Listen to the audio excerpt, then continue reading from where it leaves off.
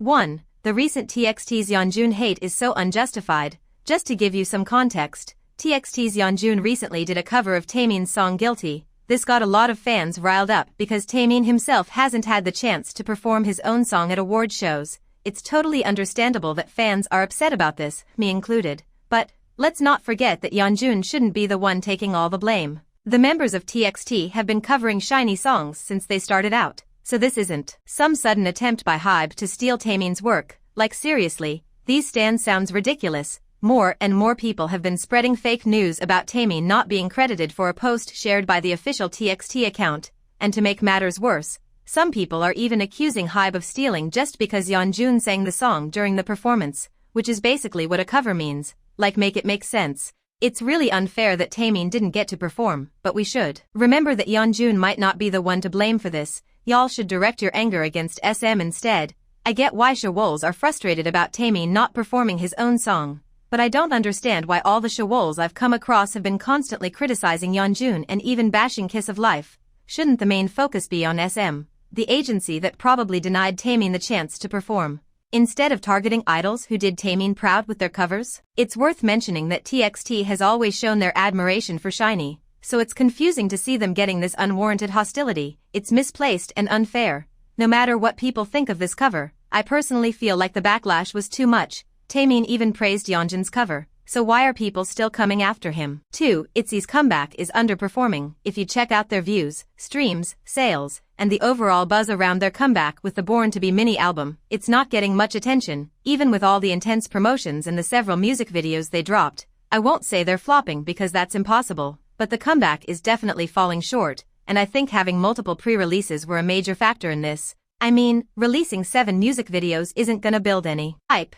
It'll do the opposite. I tried to keep up but lost it by Yeji's solo. The promotions cycle time around were a complete mess. Division 2 didn't do a good job of keeping the fans informed, so everyone was confused about which track was the main track, and releasing teaser music videos for the solo songs just made things worse. A lot of people were disappointed and it ended up hurting album sales and hype.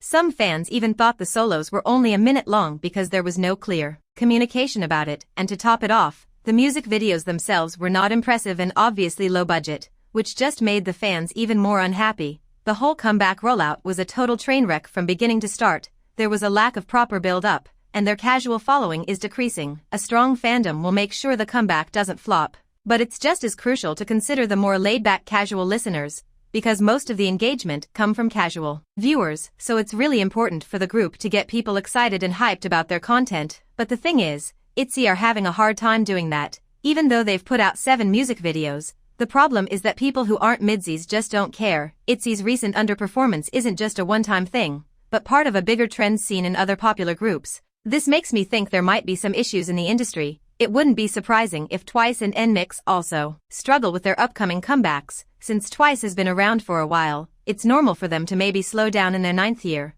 and NMIXX has always been on shaky ground, so they might have a hard time too. But the group that really interests me is G-Idol. They're a trendy group coming back after 3 huge hits on the row, so their performance will show how the industry is doing overall. If G-Idol doesn't have great numbers, it'll be a clear sign that the problems faced by ITZY are more widespread. 3. The way stans bully and mock BoA for being old streams ageism. If you've ever had the unfortunate pleasure of stumbling upon K-pop stan Twitter, you've probably come across countless videos making fun of BoA for being 37 and still putting out music. Ageism is a big problem in the industry, where idols over 30 often face restrictions even from their own companies. What's even more frustrating is how teenage stans treat older idols like they're about to retire. It's really annoying to see this lack of respect for talented artists like BoA. It shows a concerning trend among fans, who seem to unfairly judge and underestimate successful women. We should remember that someone like BoA has amazing vocals and stage presence that outshine many of the current generation. This thing doesn't really happen much in Western fandoms because the famous singers and performers there are usually older than 30.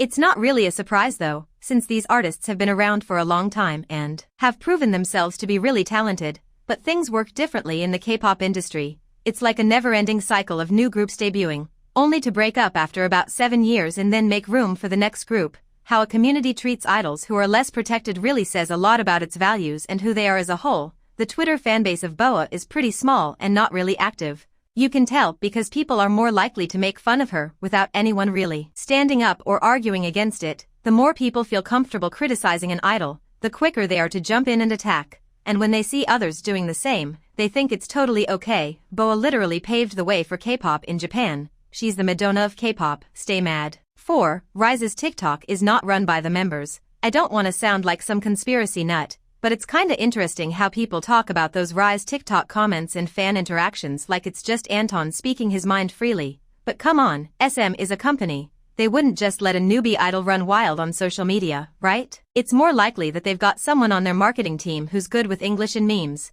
making sure the comments and interactions fit Rise's Gen Z image and keep fans engaged. They want fans to promote their songs, do trendy dances, and create content to catch a Rise member's attention. As much as we'd love to believe it's Anton or another English-speaking member commenting, the sheer number of comments and how strategic it all is, with fans actively creating and promoting content, and Rise already having a strong Gen Z image, suggests it's their marketing team purposely keeping things vague to get fans hyped about Anton interacting with them on TikTok. 5. I think Sunghan is coming back. About a month ago, I was really skeptical about whether or not he would come back. I just thought it was a bit over the top for SM to put him on hiatus. And then there were all these messed up translations and false information going around, which made me even more pessimistic about the whole situation. I started to worry that the company was just caving to the negative media attention and keeping him out of the spotlight to avoid controversy. Plus, it seemed like there weren't many people who actually believed that the hiatus was for his mental well-being and that he had a say in the decision.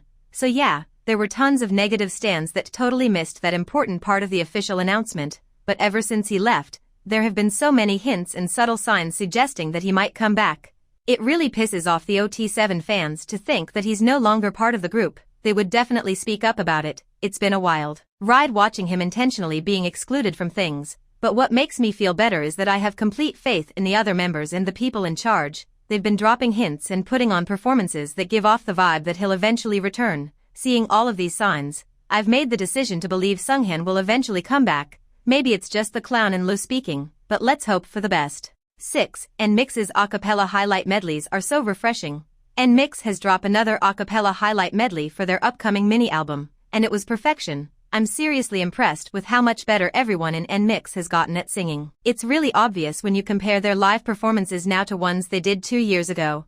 I'm curious about what helped them improve, like maybe their vocal teachers or the help from the 3 members who were already really skilled since debut. It's honestly mind-blowing to see Yeonjun doing those crazy vocal runs now.